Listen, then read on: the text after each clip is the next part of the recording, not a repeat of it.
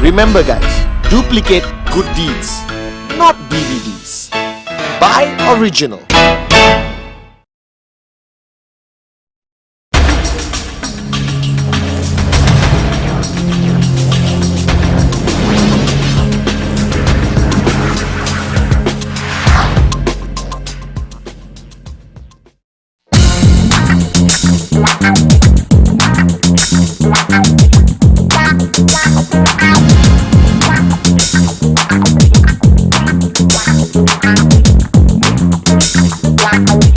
One of my more common modules that I have done a few times in the past, but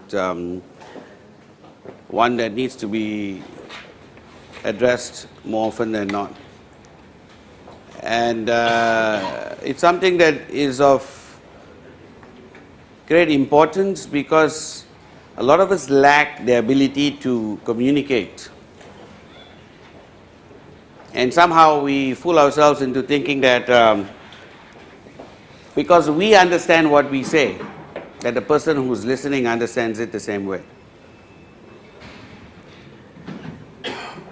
The sad truth is, even when something is written down, the interpretation of that same sentence can vary tremendously. Are you with me? Yes. Rules and regulations, that's why even rules and regulations require arbitration, because it can be interpreted one way or the other. Are you with me? Yes. Laws need interpretation, despite the fact they are written in the most correct way possible, in the most, comprehensive way possible. It's supposed to cover all eventualities. When a law is written up, there's a great deal of thought that goes into it. There is a lot of specialists who work on it. And yet, in spite of all that, because there is such vague interpretations that follow, the law itself requires interpretation. Hence, it's put lawyers into a job. And lawyers themselves, when they interpret the law, can choose to interpret it one way or the other. So, with such, such inexactitude, that means with such great disparity in what is being said, how do you communicate? Now, one of the issues that we face in communication because of teams that we work with, whether it is upline, downline, or whether it is an issue of even working in a common workplace, is that same point, communication. Now, in the English language, there are two words that are constantly, used for one another. One is conflict, the other one is confrontation. And for most people, it is one and the same thing. But there is an essential difference in understanding how both these words are used. So the term today, what we're going to be discussing is simply put, confront before you conflict. Confront before you conflict. It is the most fundamental rule.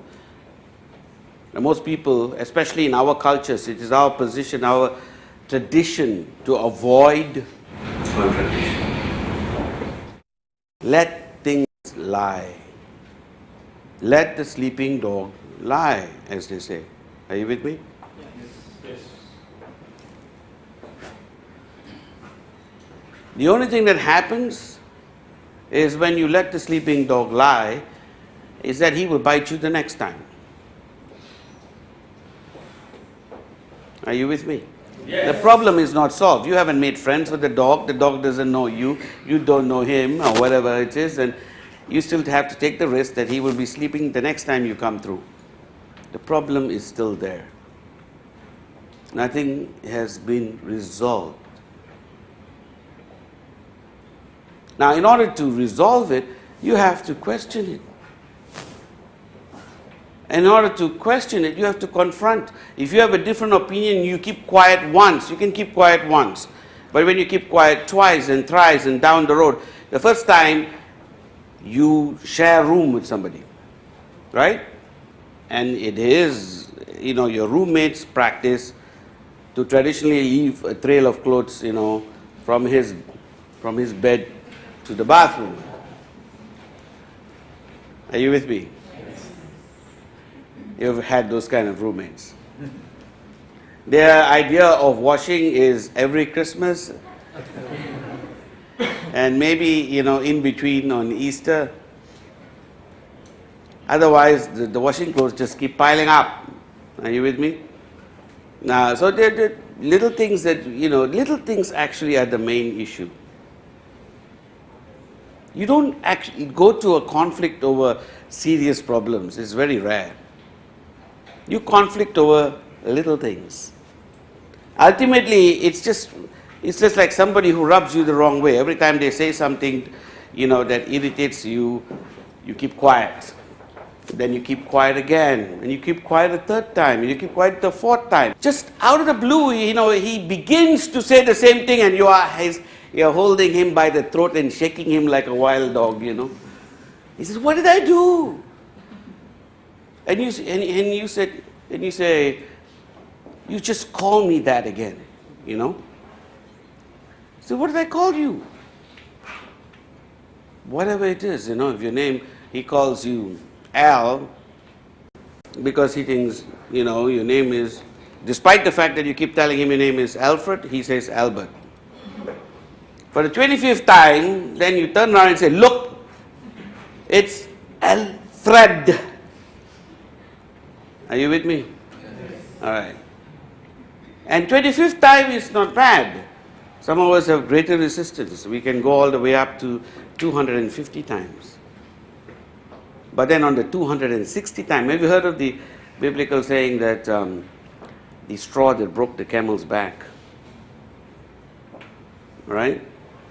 So weight eventually piles up to the point where one straw and the camel breaks.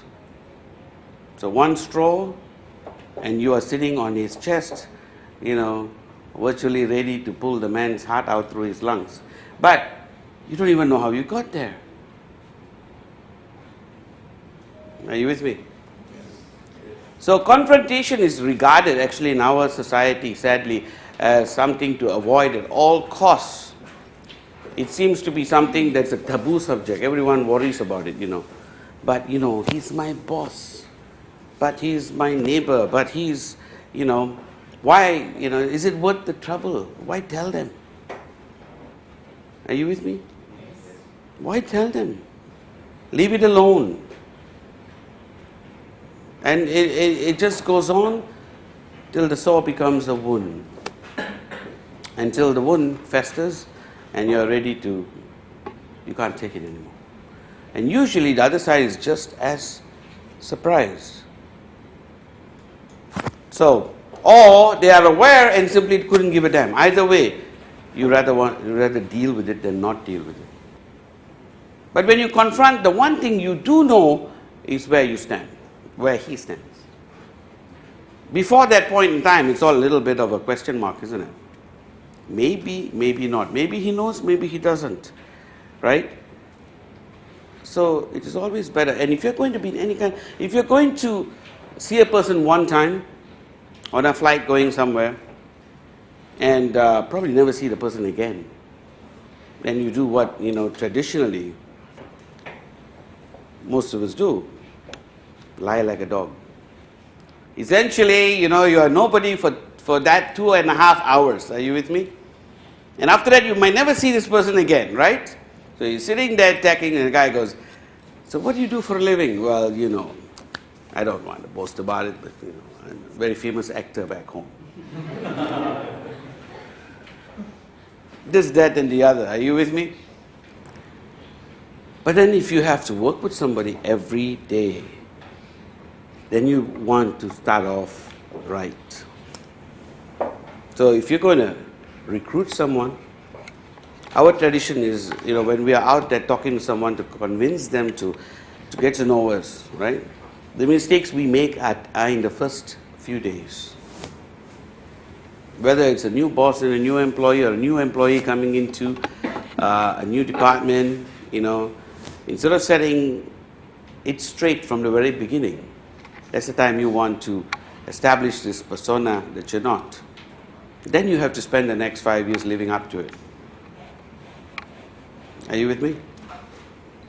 The more you let things lie, the more likely that they will arise. And they will always arise. Are you with me? Yes. Confrontation can hurt someone, and it's also the traditional excuse most lawyers use when they don't want to raise the issue. We might aggravate them. That's another way of putting it. See, one is we will hurt someone, the other one is what if you aggravate them, make them annoyed at us. Do we really want to do this? Okay? Let me put it to you. What's your name? Ahmed. So Ahmed is basically got up that morning and it's a wonderful day. He's, gone to work, blah, blah, blah, and spent half a day going, traveling through the bus, blah, blah, and arrives at work or college, maybe, university, wherever. So loads of people have been passing him by. And sometime in the middle of the day, someone comes up to me and says, Ahmed, my friend, I hate to tell you this, but your flower is open. He says, sorry, I didn't hear you. Your flower is open. So he said, no, I didn't hear that. Your zip is open, man. He says, really? And that's the day he chooses to wear bright red underwear. But then you see, all day there were people who wanted to walk up to Ahmed and say, Ahmed, tell the same thing. But they said, it's embarrassing. I mean, do I want to be the person who wants to embarrass him? No, not let someone else do it. What if he gets mad at me because I just told him about it, Some people, for some, unbelievable reason, get mad at the people who tell them that they are wrong, who tell them that they are walking around. There are many things that we do that actually are leaving our flies open. Are you with me? It doesn't have to be just de fact. There are many things that we do, parts of our personality, part of who we are in fact the same thing, but yet no one wants to come and tell you. For the same two reasons. One is that they might get embarrassed. Two, heck, they might aggravate you. And sometimes, instead of appreciating the fact that, this guy comes up to you and says, Ahmed, your fly is open. Ahmed, instead of saying, thank you, my friend, and then rushing to turn around and zip up, he says, how long have you known this? I have been sitting in front of you for half an hour, now you tell me. What kind of friend are you? I don't want to speak to you anymore. You get my point? The people do avoid it for all of these reasons. But at the end of the day, after you cool down and, are you grateful or not grateful? You'd be grateful. But what about the, 475 people who saw you from the time you left the house till 2 o'clock in the afternoon? None of them came up to you for the same reason. Because why? They say, he's a stranger. Do I know him? I don't know him. Plus, the red underwear looks so funny. So why tell him? It happens. This is most people. This is in fact life. Are you with me? So be it, figuratively, the open fly concept is a very good way of putting it.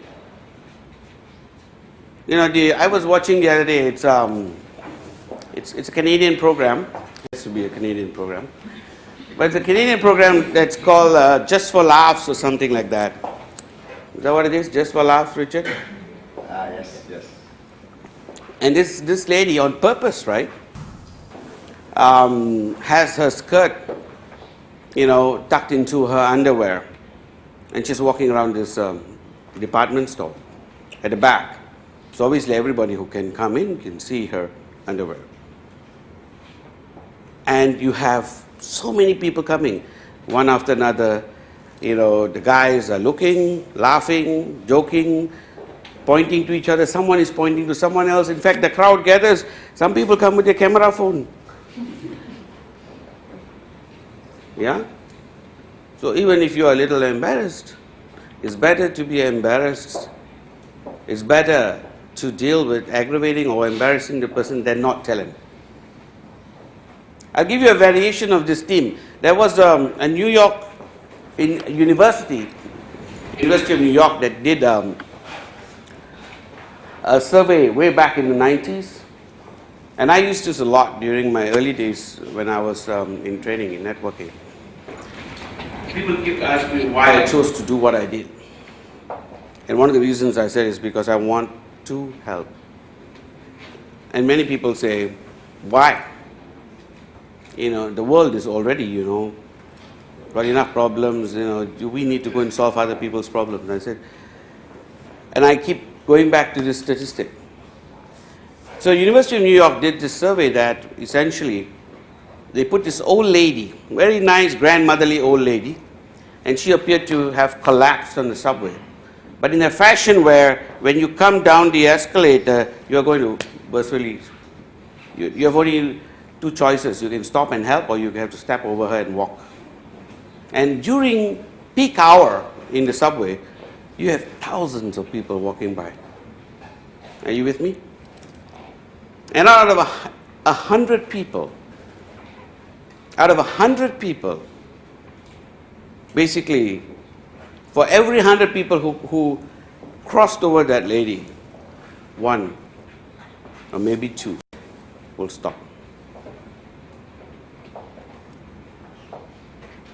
The rest of them basically crossed over her. This is not like a bag lady, a vagabond or a street lady. This was a grandmotherly looking, nice old lady with a handbag and everything, collapsed on the road. And still, because it was peak hour, very important for HR people to recognize human nature. They stepped over her and kept walking. So they stopped these people and asked them, why? Why did you do that? And the most common reason was, the top reason was simply, the person behind would, I'm sure there's so many people around, the person behind would take care of it. Are you with me? I'm sure that somebody more qualified, I'm not a doctor, right? I wouldn't know how to help this lady. With so many people stepping by, I'm sure one person there will step in and save this lady. All right? So they say, it's not my problem. That's the first thing. The same reason why they didn't tell you about your underwear, Ahmad. The second was simply that I have to think about my family. How does that relate to your family? Simply because if I stop and I help this lady, and I did this for this lady, it's going to take up time. It's peak hour, I have to be at work, I'm already late. I could lose my job, all because I'm helping a strange lady. Is this my problem? Another variation of this, is this my problem? Are you with me? And these were the top two reasons. There were quite a few others, and this is very interesting to look at that study, because a lot of the other reasons are also very interesting. The reverse, however, is about the people who stopped. The top reason for the people who stopped to help the lady, the first reason was exactly the same but in reverse. It says, I have a grandmother around her age, and if she collapsed somewhere, I have a mother, I have a grandmother, I have somebody, a grand aunt, somebody I love very much, and I'm not next to her. If she collapsed somewhere, I hope, I pray that somebody would stop and help. And therefore I stopped to help this lady. Does that make sense? Yes. The exact reversal of the role, the exact reversal of the logic, but it's the same reason why people stopped and why people didn't stop. Are you with me? Yes. Then my question is, many different cultures notes different things. But when when you make this call? Play safe, you do nothing. Well, first of all, the person who has to stop has to recognize that you don't stop for 2 minutes. This is a stop that's going to throw the rest of your morning out. So the stop is going to allow or need an element of sacrifice. That's the first recognition. That's why people walk on or don't walk on. That's why people come up and tell you the truth or they don't tell you the truth. You know, they don't talk to you about your zip because of the element of sacrifice. There's something that I'm going to lose in this process now. Is that worth it? So they stop or they don't stop. Now, in this particular case, if you were to take a look at it, it's a question of my whole morning's gone, probably. I'll have to get some help, take her to if you think it through, you know you're going to be spending hours on this. Get her to an ambulance, whatever, and if you take her to a hospital, you can't just dump her and walk out the door. Not in the States. You're responsible for her bill even, maybe. Because they need somebody there. They won't even, there's no such thing as a, like here in Malaysia, the hospital would take care of the person concerned, But over there, they want to have some kind of guarantee. So if you actually want to do something for this person, you probably have to be stuck taking care of the problem and may even end up paying for it. These are all the potential downsides. But is it worth it is the issue. So the first thing you have to confront is yourself. The real problem with confrontation is not the other person, it's you. It's your fears that stop you. Your fear of sacrifice, your fear of embarrassment, your fear of aggravation, your fear of anything else and everything else. It's ultimately that.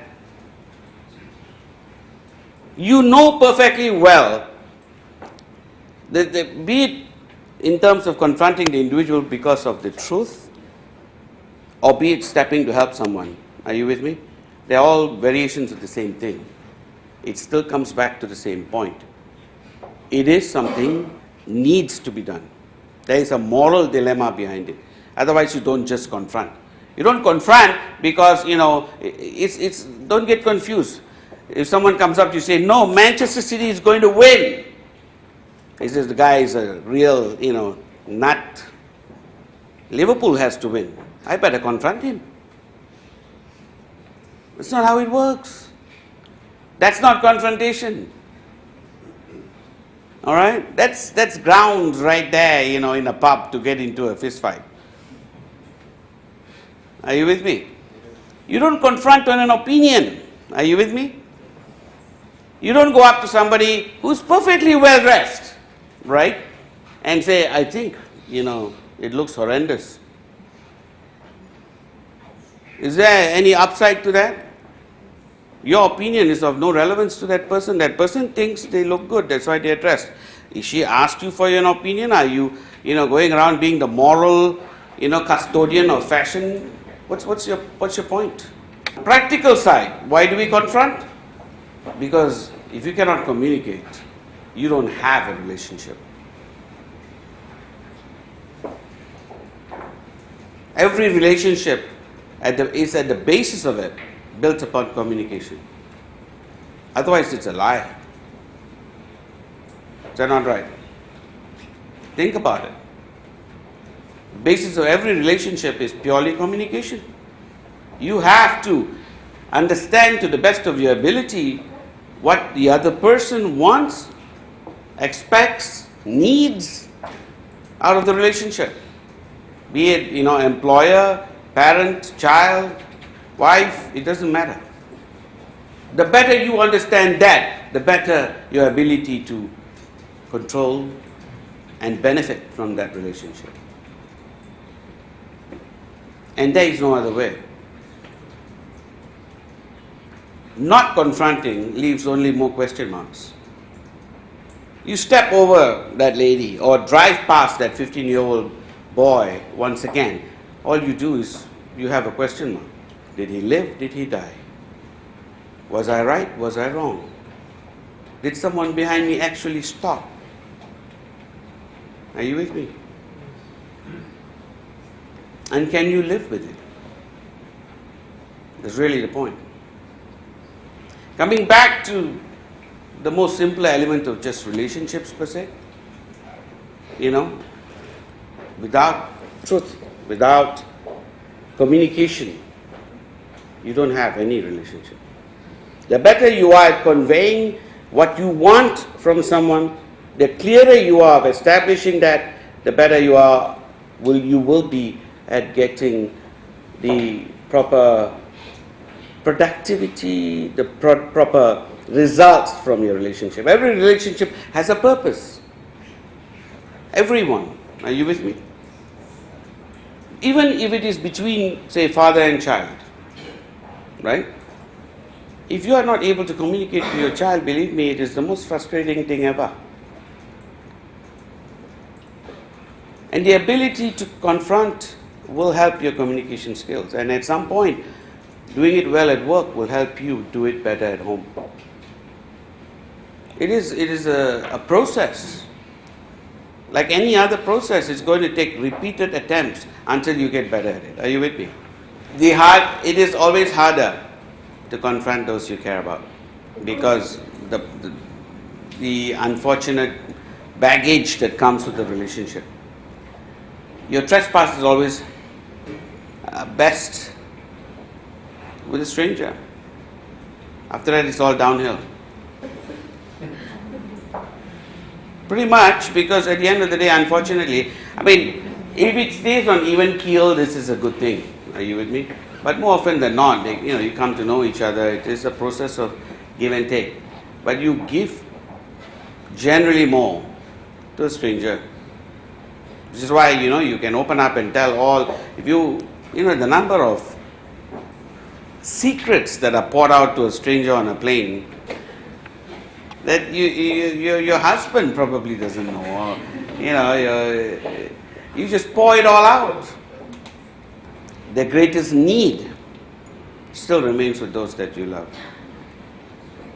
And unfortunately, it's not your responsibility to make sure that the other person always understands. That is not in your power. You cannot control that. It's not your responsibility, nor should you have any expectations. I never said, it's not about confronting successfully. That's a whole different book. And that's a whole different subject. Are you with me? I merely said the need to confront. That applies only to you. You have to do it on your part. Now, whether it is successful is another thing. Now, if you get a 50-50 success rate, it's still far better than what you're doing right now. And the trick is you get better at it as you do it. You get a little bit more sensitive, you get a little bit more smarter how to do it, and you keep doing it till you are sufficiently, productive. You'll never be, this is not an art form where you're going to be brilliant at it. You're just always going to achieve. Here's the deal, even if you get, 20 or 30% of what you want across to the other person, that's pretty good. Because our normal communication rate is much, much lower. People don't actually listen to you, the words are the last thing they remember. It's a big shock to most lawyers, I know. But they don't. They relate to what they think they heard, which is totally different. Are you with me? And if I taped it, like in a training, many a time in a training, I said, people come up to me and said, but Dato, you said this. And I said, really? When? No, during the training. I said, really? I don't remember that at all. And we played back. And he heard something totally different. He sits there, listens, and he says, yeah, actually, but I thought you said it, because you listen to what you want to hear. Are you with me? Yes. And when you want something bad enough, you can infer. Are you with me? And you can always infer. So it's always, even when I say, are you with me, I have to be always careful.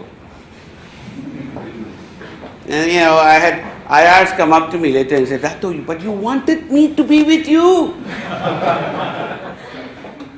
That's why I'm here. So you see, people hear what they want to hear. Despite our language is actually a very imperfect tool. It has great limitation.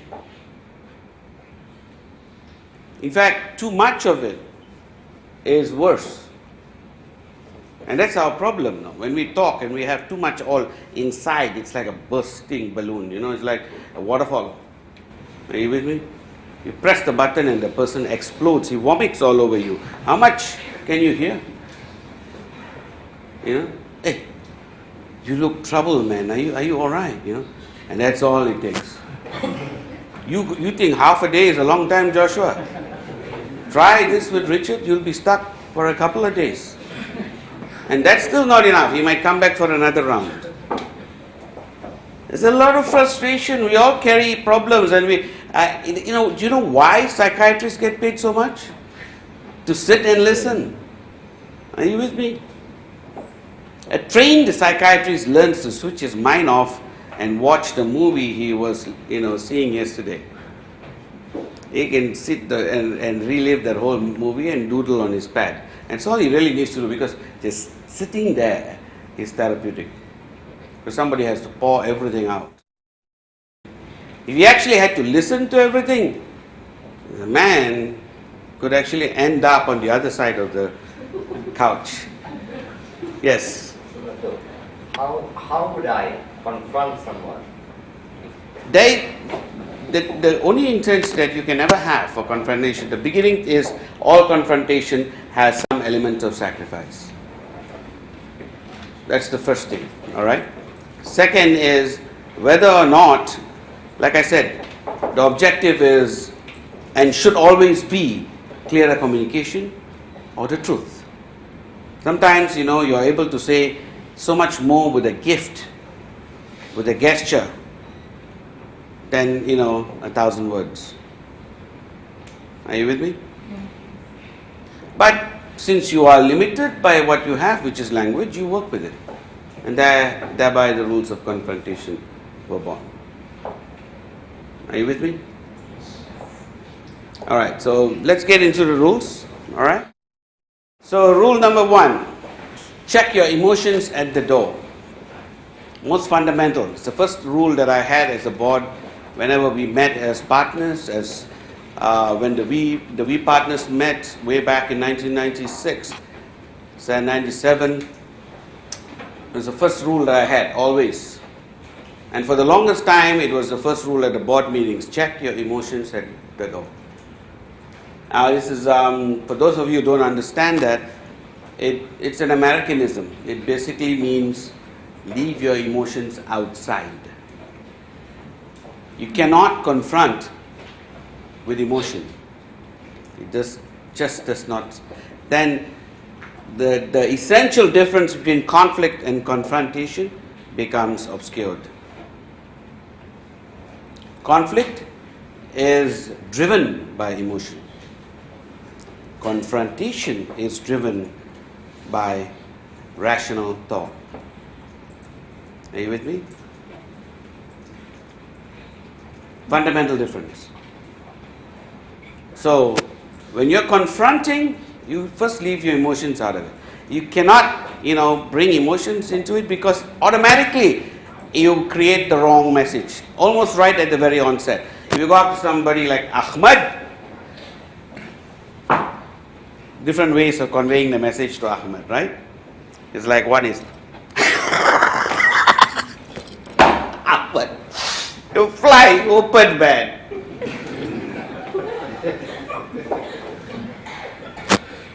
Are you with I me? think he'll be less offended than we.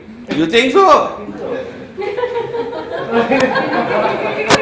I'll make sure they do that to you next time,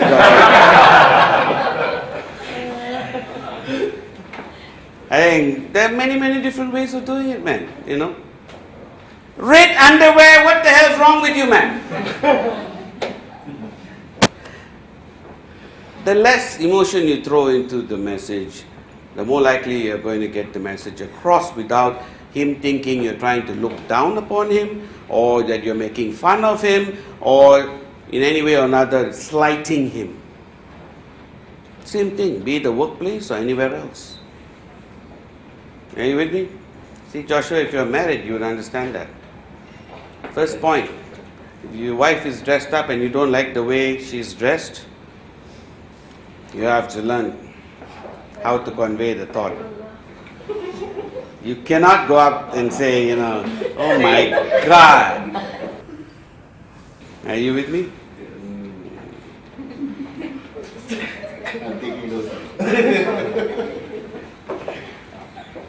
It's always smartest to check your emotions at the door. It's the most fundamental rule, simplest rule, and yet hardest rule. Why is it simplest and hardest at the same time?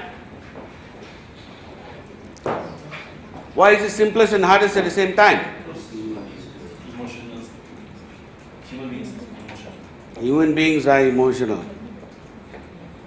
It's a very good point, The thing is, we choose to be emotional. We can choose not to be emotional.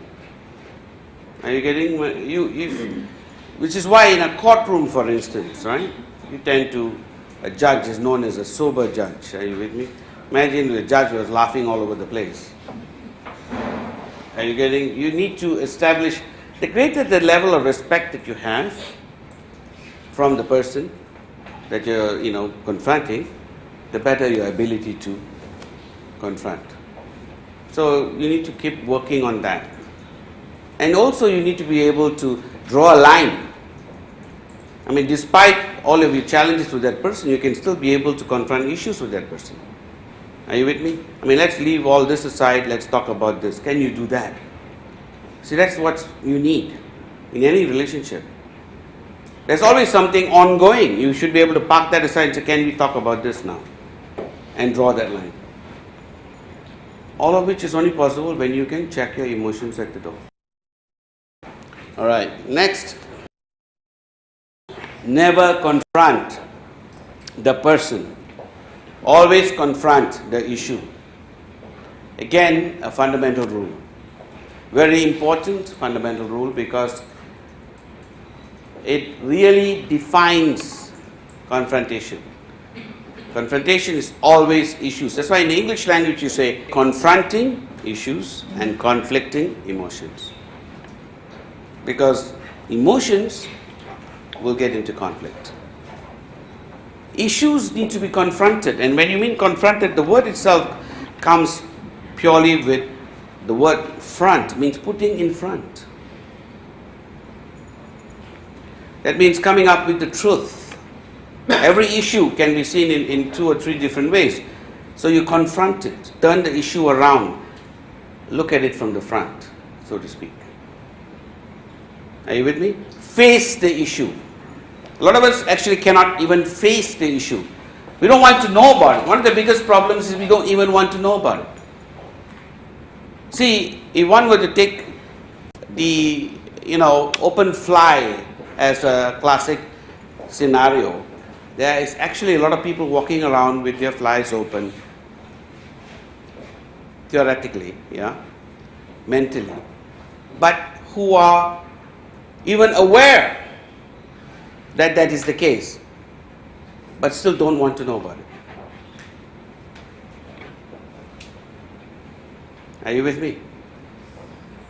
They don't want to know, they don't want to change. Accept me as I am. This is me, I'm rude.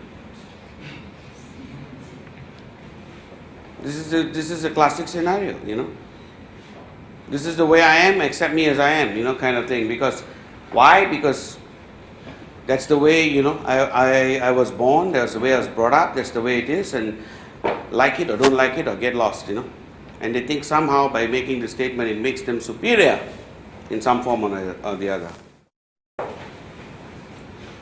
Confronting the issue is fundamental to another factor that I always use in my trainings, and that is adapt, adjust, accommodate. Alright?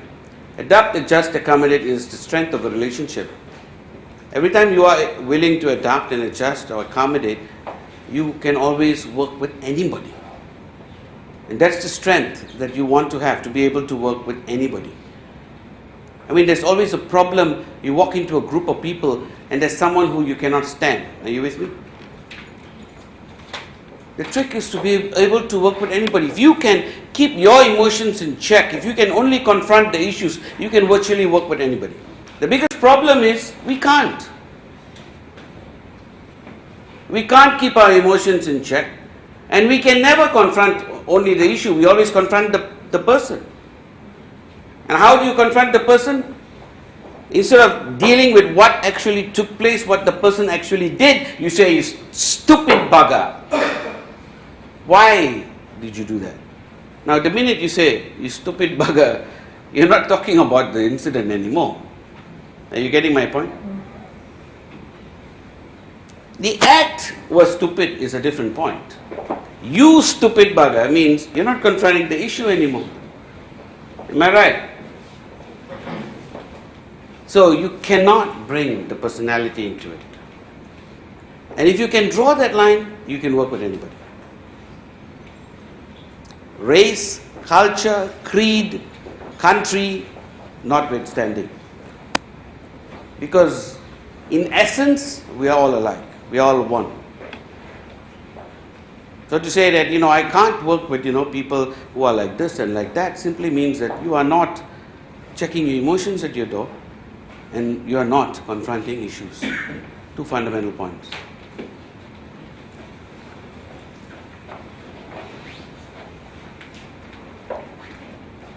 Am I making myself clear?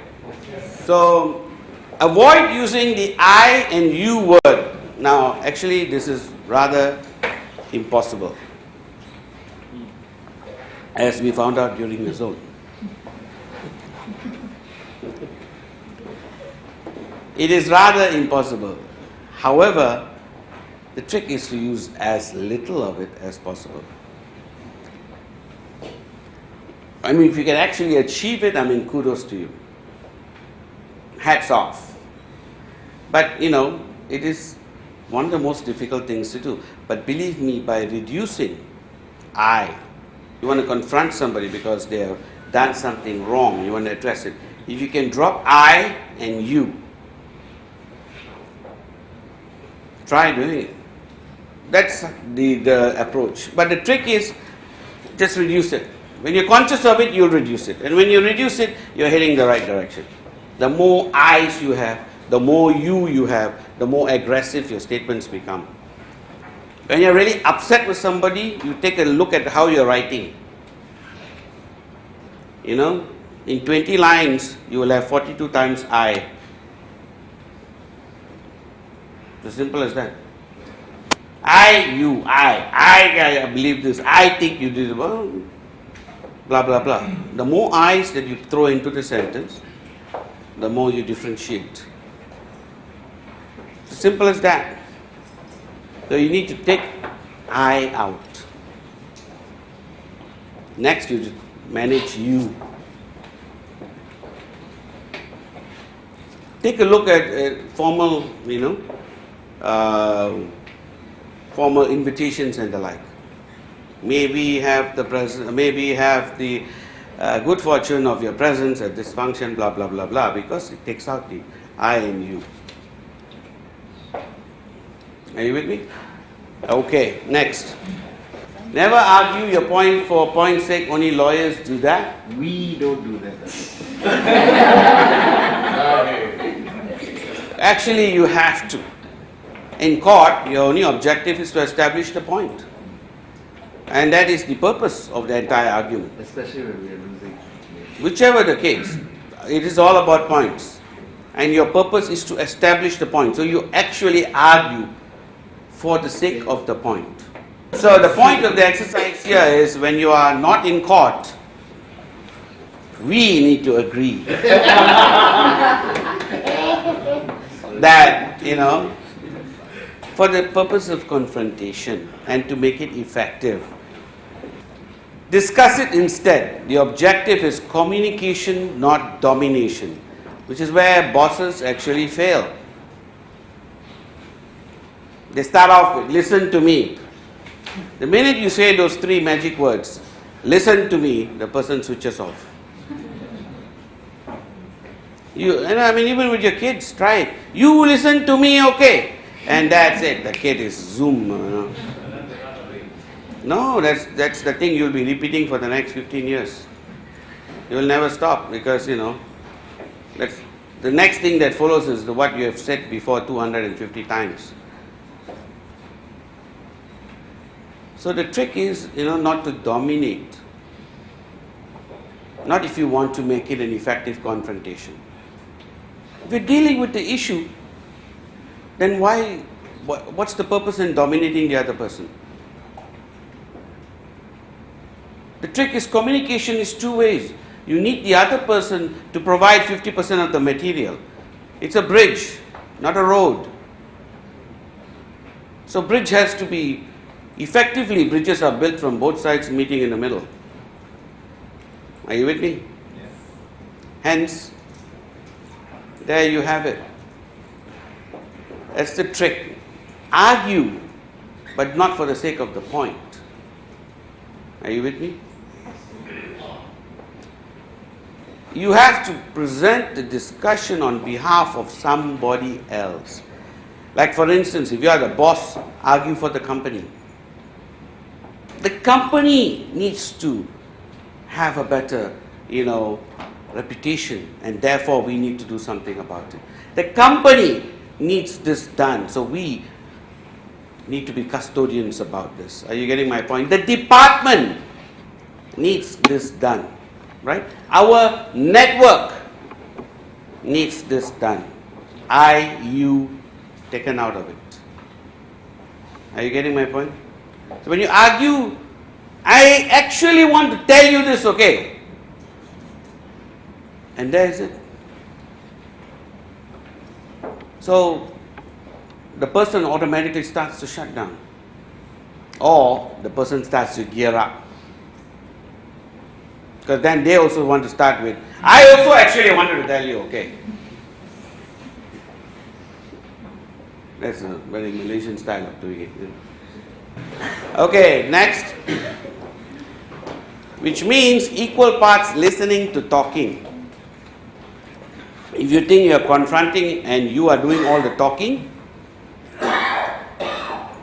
then you are probably in a lecture. Like this one. Are you with me? So you don't want to be lecturing to the other person.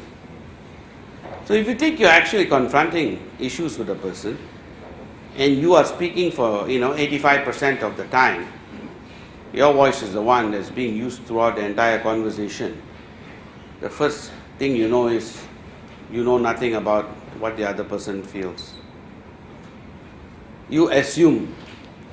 Are you with me? The most dangerous with children. They're sitting there nodding their heads and you think they understand everything. It's already an art form they've perfected. The muscle here works in line with your movement of mouth. They're already shut off, and all they can see is like that. Inside here is total silence. But at the right moment, when your, inflection, your head turns. And bosses, employees, the same thing. No different. They all learned the art of tuning out. So you have to just get better at this. And the only way you can, you have to let them talk. You actually need to encourage. You need to get them to come out. The bridge has to come from both sides.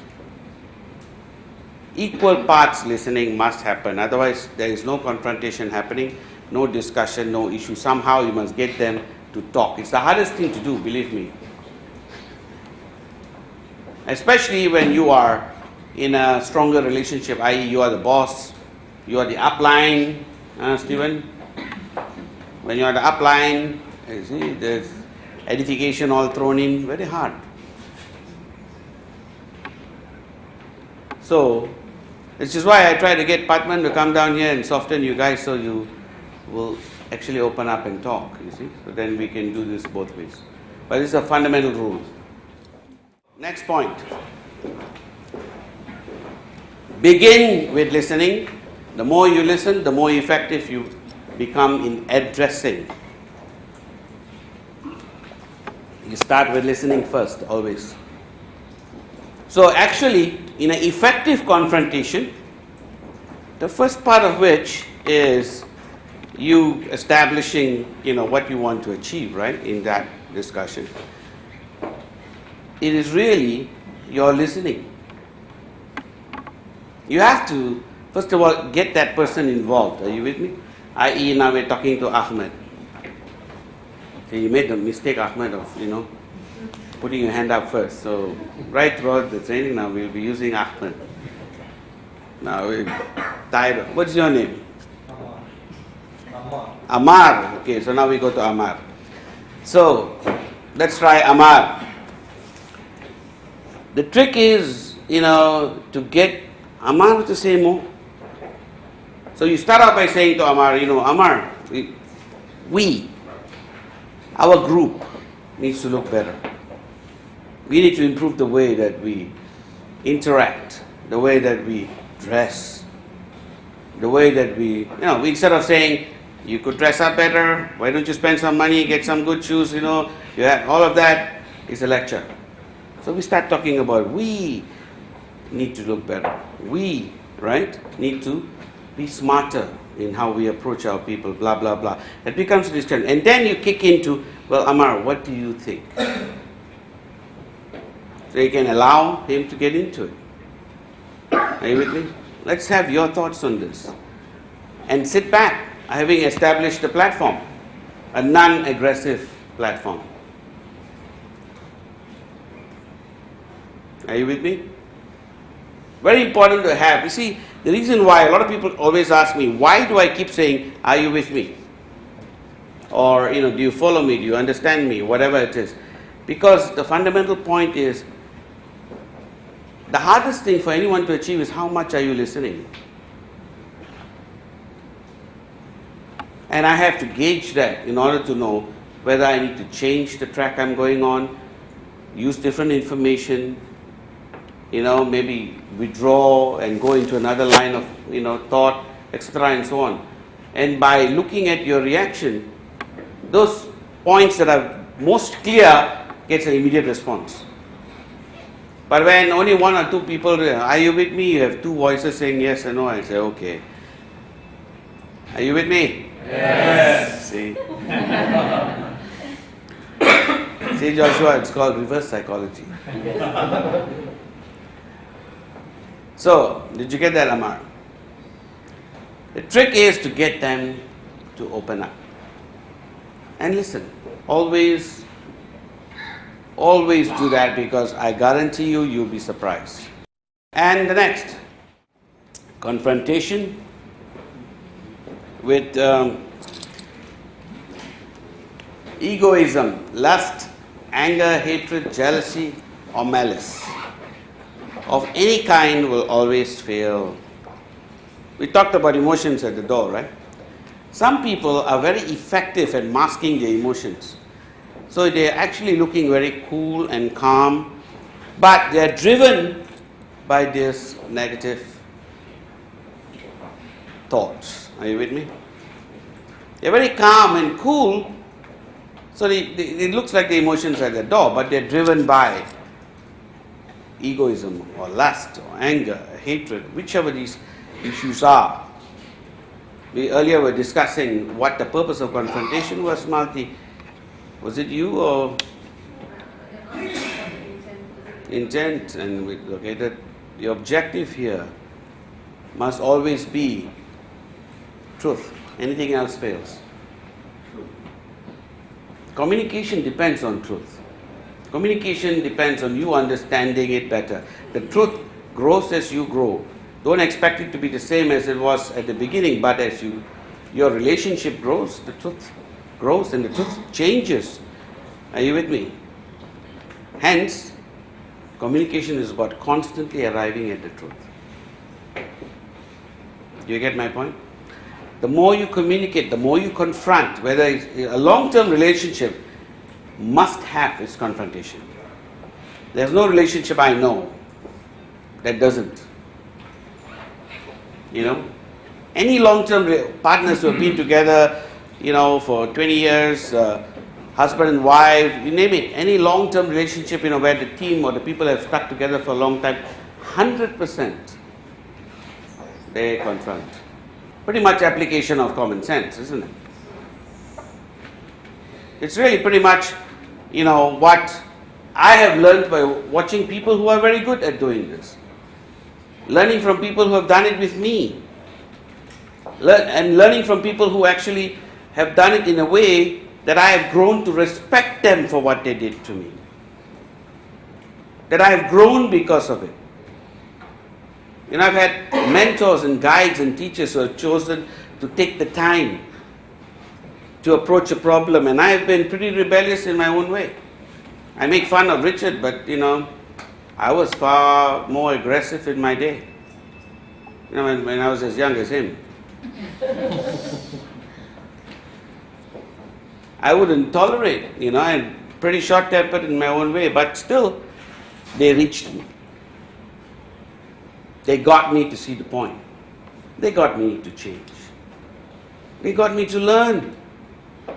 So, on recapping, reviewing, looking back, and appreciating what they do, these were the fundamental rules.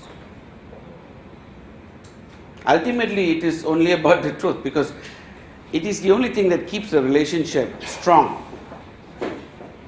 When you go to somebody and say, you know, you need to be a better networker, I'm going to make you the best that you can be. It's a great start, isn't it? It's not about me, it's about you.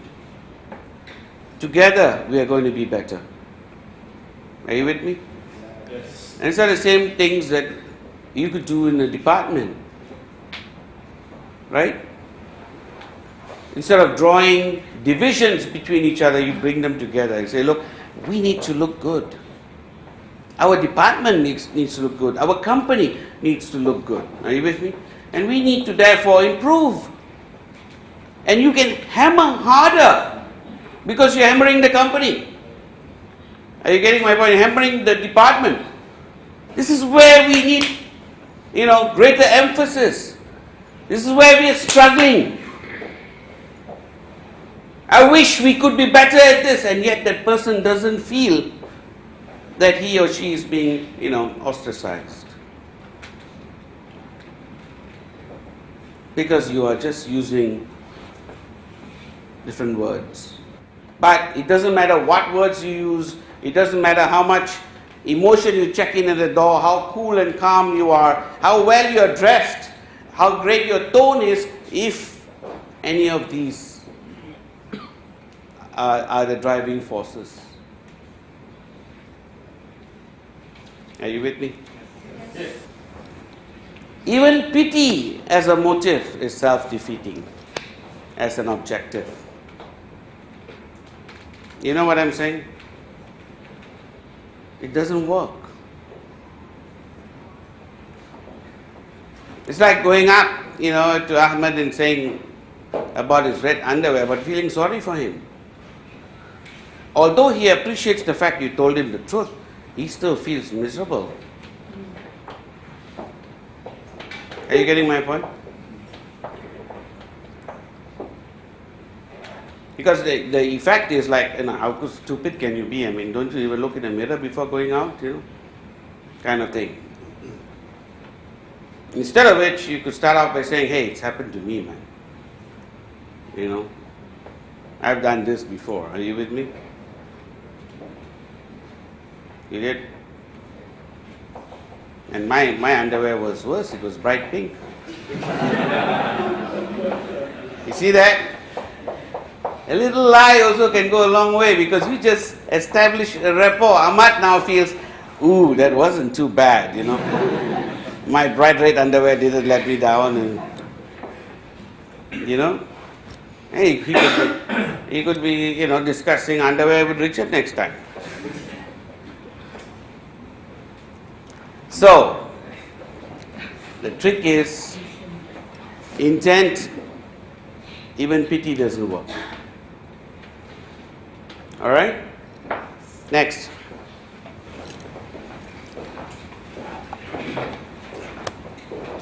The best intent. Objective is always the truth, right? The best intent is always love.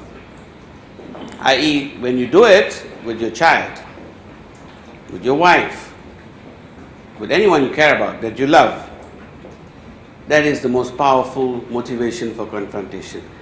It is the most effective, because you will really put your heart and soul into it. You will temper yourself. You will make that effort. You will sacrifice your pride and ego, because the person in front of you is someone you care about. Failing which, if love, you cannot reflect on a universal love, i.e., a caring love for everybody in your department or in your team. Right? If you cannot get that far, say, I'm just not that kind of person, then the next stop is kindness. Are you with me? Compassion, but always with understanding. And the next. This is the worst thing that happens in confrontation. This is what a lot of us fail in. Richard?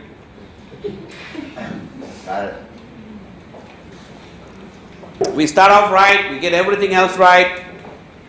We even get the emotions right, we get the, listening part right. We are tracking along beautifully, and we fail because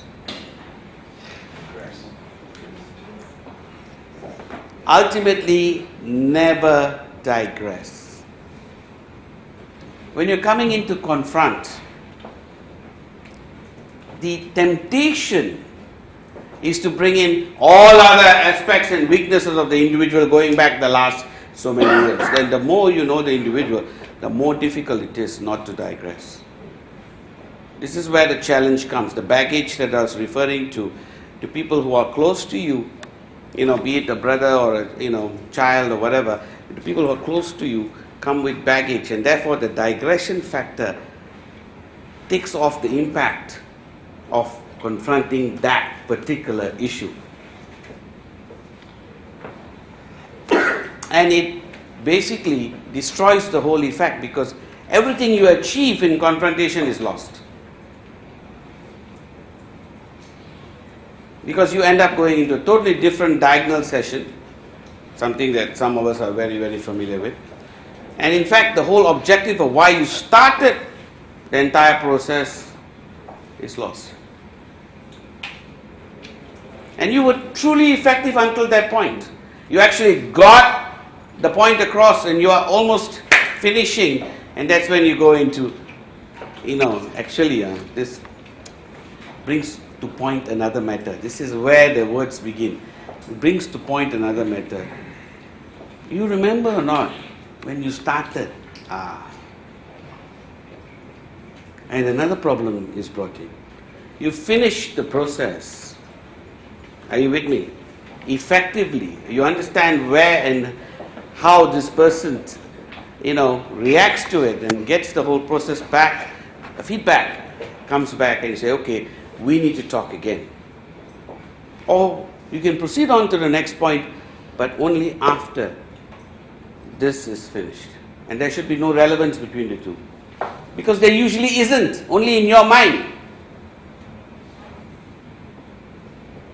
Are you getting my point? And if they are closer to you, believe me, you will see relevance in every shadow. And you need to avoid it. It kills you every time. Dead in the water. Are you with me? Make only one point at a time. Resist has a T in it. Has a T in it. Okay. Don't worry, last even other people also cannot have broken English also. Okay, next point.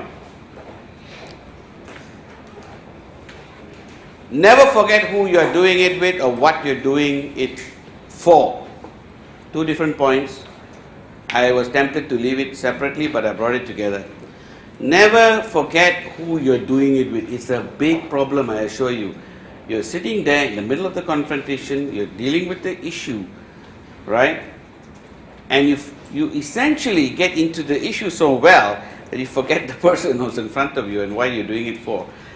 You're actually confronting for yourself as much as the other person. Number one, it's not a lecture. You want the communication to improve. Are you with me? So that means you're doing it for yourself. The instant you forget that, it becomes a lecture.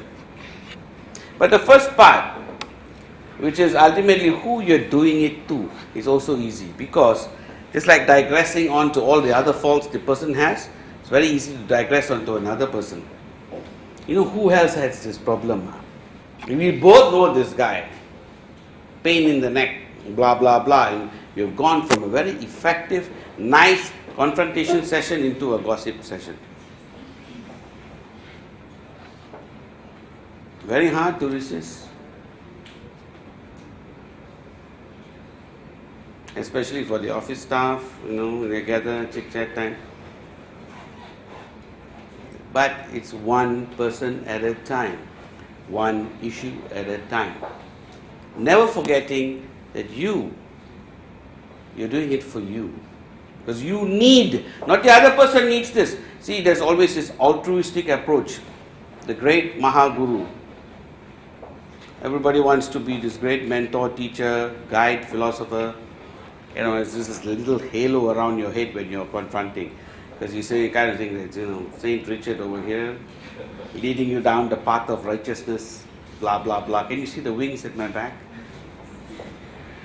But you forget that you're doing it for you as much as you're doing it for the other person. And that is the most important thing, why you're actually doing it for you more. Are you with me? So you've got to drop the halo. And the last point. Confrontation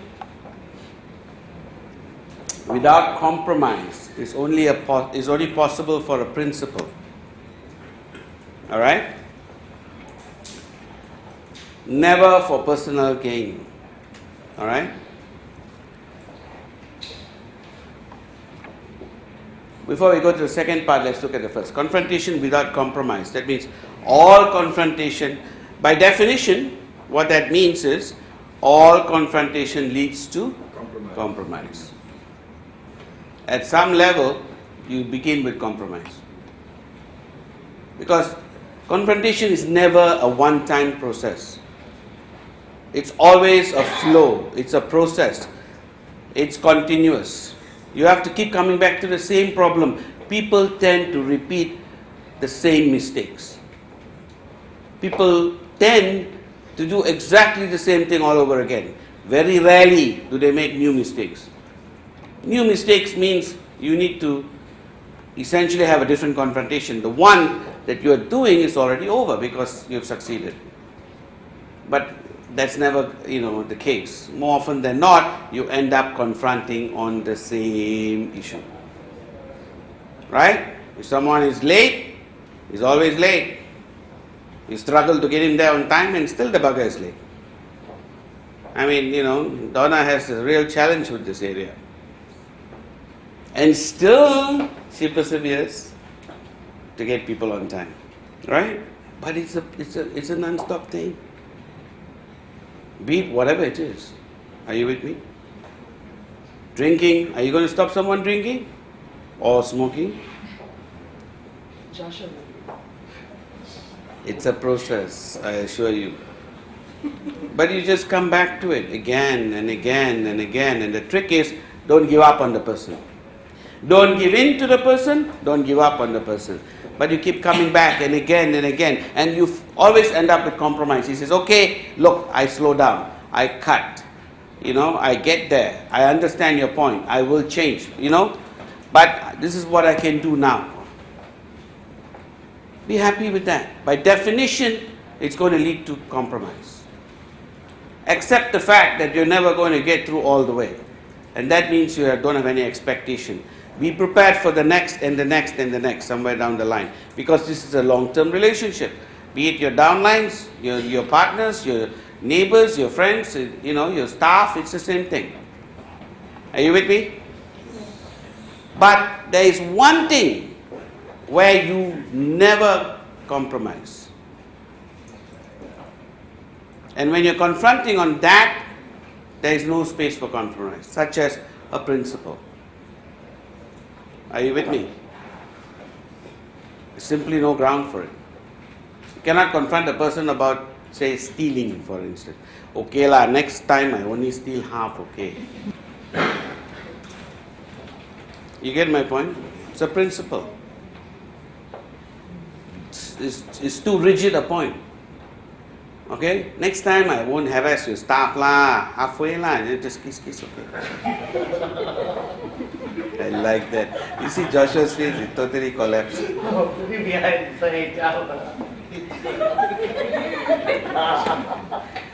There's no compromise on principle. Be it, on moral issues, be it on ethical issues, be it on legal issues. If it's a legal principle of the company, that too has no compromise. Are we clear? Like say, vegetarianism, as far as we are concerned in this company, no compromise. Are we clear? So on those issues, the confrontation is either you get this and you go around in every way possible, but get it in whole, not in part. Are we clear? All right. But if you're getting emotional, particularly on the principle issue, all right, because it tends to be something close to your heart, it tends to be something you are not prepared to give up on, and passion just step in, right? People are passionate about your principles. Always try to get someone else to do it for you, or at the very least, have a third party present. In fact, as a rule, I will tell you, always have a third party present, whenever possible. Unless you have some kind of absolute trespass with the person. And even then, I would suggest have a third party present. Are we clear? It's always been my practice with the directors over the years, with my partners and everyone else, to always have a third party present. Because confrontation is about, first of all, your ability to accept. And when someone is not willing to learn, what can you do? If someone is not willing to give up, say, drinking or smoking for that matter, all the confrontation in the world is not going to help. It doesn't change the fact that you shouldn't try, but be realistic about your expectations. All right? So, ultimately, the basic rule to communication is confrontation. And the basic rule in relationship is communication. If you can communicate, a relationship can sustain. If you cannot, it will fail. So confront before you conflict. Confront so you can maintain your relationships. But most of all, confront because the truth is worth hearing. Thank you.